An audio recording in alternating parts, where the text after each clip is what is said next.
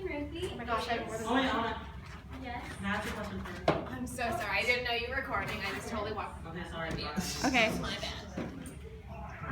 Why do you want to be Miss PI? Well, okay, this goes all the way back to my freshman year, but IFA has been a huge part of my college career thus far.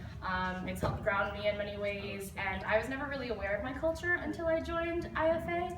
And so when I found this group of people who shared the same ideas with me, and where we could all celebrate this amazing culture that we share, I was like super hyped about it.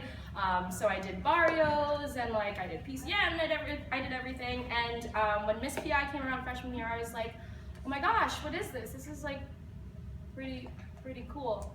And it was something that I kind of saw myself doing. I never really like admitted it, but doing Miss PI was kind of always like a thing that I wanted to do since freshman year, but I was always like, no, other people can do it, like they're more Filipino than I am, whatever. But when I saw the theme of this year, it's about Filipino prominence and Filipino women in the history of the Philippines who's like made a big impact, and that kind of struck a really big chord with me because especially in this time that our country is going through right now, in which minorities are being neglected and kind of invalued and dismissed, and we're no longer part of this elite club that Donald Trump likes to call America, I think it's more important now than ever to assert our prominence in this country. And I think that in doing this, I can make my statement about how I feel about Filipino culture, but also establish that we are a prominent culture. We are one of the biggest Asian American, whatever that word is, in the United States, and a lot of people don't acknowledge that. And I think this is a really good way for us to establish our prominence. And I think it's very appropriate. And so when I saw that, I was like, this is a sign. I gotta do it. And now here I am. Woo! And for your last question, what does being Filipino American mean to you? Being Filipino American to me means